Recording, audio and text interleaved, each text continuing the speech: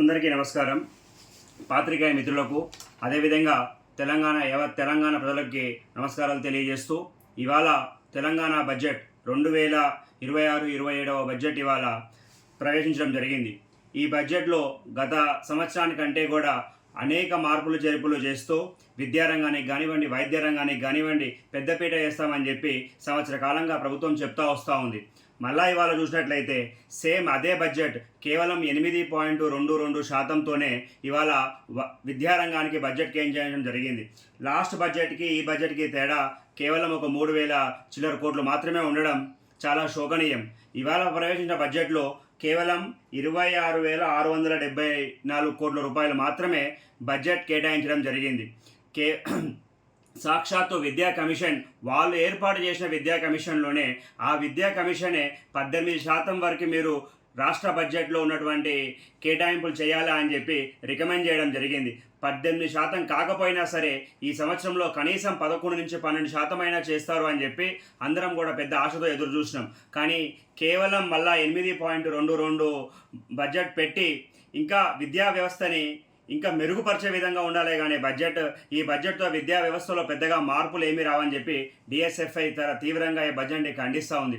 అదేవిధంగా అనేక బడ్జెట్లో మార్పులు చూసుకుంటున్నట్లయితే ఇవాళ ఈవెన్ కేంద్ర వాళ్ళు పెట్టినటువంటి 6 గ్యారంటీల బడ్జెట్ కూడా చూసుకున్నట్లయితే లాస్ట్ ఇయర్కి సుమారు 6,000 చిల్లరటువంటి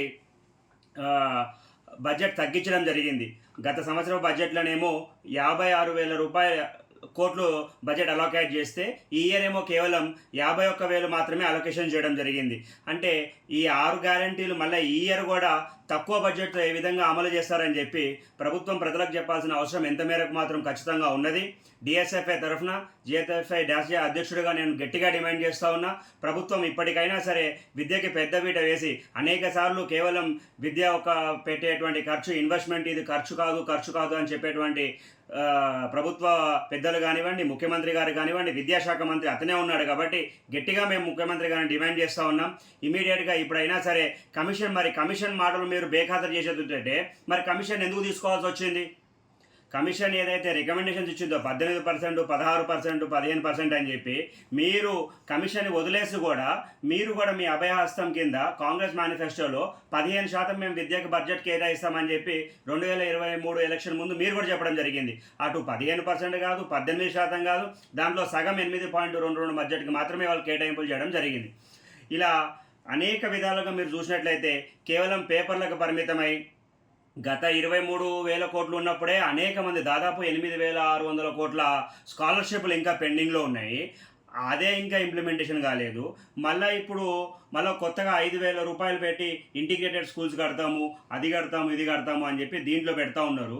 అంటే ఉన్న స్కూల్స్ డెవలప్మెంట్ ఎట్లా చేస్తారు, కొత్త ప్రాజెక్ట్ ఎట్లా కడతారని చెప్పి ప్రజలకు చాలా వివరంగా ఎక్స్ప్లెయిన్ చేయాల్సిన అవసరం ఉన్నది. ముఖ్యమంత్రిగా కాకుండా విద్యాశాఖ కూడా మీ దగ్గరే ఉన్నది కాబట్టి మీరు సంపూర్ణంగా జవాబుదారీ తెలియజేస్తూ ప్రభుత్వానికి కంప్లీట్గా జవాబుదారీ ఉంటుంది. కేవలం పేపర్లకే మేము పరిమితం అవుతాము, మళ్ళీ ప్రజల్లోకి వచ్చేంతవరకు ఏది పడితే అది మాట్లాడతామంటే కుదరదు. డిఎస్ఎఫ్ఐ జాతీయ నాయకుడిగా నేను దీన్ని తీవ్రంగా ఖండిస్తూ ఉన్నా. ఇప్పటికైనా సరే ఇంటలెక్చువల్స్ కానివ్వండి, మేధావులు కానీ వాళ్ళందరూ ఇచ్చిన రికమెండేషన్స్ ఫాలో కావాలా. మీరు రికమెండేషన్స్ ఫాలో అయ్యే ఉద్దేశమే లేకపోయినట్లయితే మీరు ఇక్కడ క్లియర్గా కనబడుతూ ఉంది.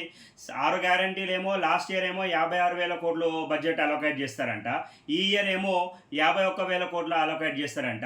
అంటే బడ్జెట్ పెరిగితే అలా ఏవైనా గ్యారంటీలు అమలు అవుతాయి లేదా తగ్గిస్తే అమలు అవుతాయి అని చెప్పి ఇప్పటికైనా క్లియర్గా కనపడుతూ ఉంది. మీరు ప్రభుత్వం ఇంకా కూడా ప్రజల్ని మోసపూరితంగా ఇవన్నీ కాకుండా ప్రజలకు మేలు చేసే విధంగా చేయండి. కేవలం ఇంకా సంవత్సరాల కాలం మాత్రం మీకు సమయం ఉన్నది కాబట్టి మేము క్లియర్గా డిమాండ్ చేస్తూ ఉన్నాం. ప్రజలకు ఎటువంటి అసౌకర్యాలు కాకుండా మీరు ఇచ్చిన 6 గ్యారంటీలు కానివ్వండి, మీరు ఇచ్చిన 420 హామీలు కానివ్వండి, గ్రాంట్లు కానివ్వండి, యూనివర్సిటీ డెవలప్మెంట్స్ కానివ్వండి, ప్రైమరీ కానివ్వండి, ఇవన్నీ కూడా చేయాలి. ఒకటి అభినందనీయం ఏంటంటే ఈ బడ్జెట్లో వాళ్ళు ప్రవేశపెట్టిన దాంట్లో ఇంటర్మీడియట్ వాళ్ళకు కూడా మధ్యాహ్నం మిడ్ డే మీల్స్ కవర్ చేస్తాము అని చెప్పి వాళ్ళు చెప్పడం జరిగింది. దీన్ని డిఎస్ఎఫ్ఐ తరఫున నేను అభినందిస్తా ఉన్నా. అదేవిధంగా కేజీ టు పేజీ బ్రేక్ఫాస్ట్ కూడా వాళ్ళు పెడతాము అని చెప్పి డిక్లేర్ చేయడం జరిగింది. ఇప్పుడు ఉన్నటువంటి మధ్యాహ్న భోజనం ఏ విధంగా అయితే చేస్తున్నారో అట్లాంటి అవకతవకలు కాకుండా బ్రేక్ఫాస్ట్ అయినా సరే ఖచ్చితంగా ముందుకు పెట్టి ఇది కూడా చాలా అభినందనీయం. అదేవిధంగా ఐటీఐ వాళ్ళకి చేసే వాళ్ళకి 2,000 రూపాయలు అప్రెంటిస్షిప్గా ఇస్తా అంటున్నారు ప్రభుత్వం. అది కూడా కొద్దిగా మేలు కలిగే విషయమే.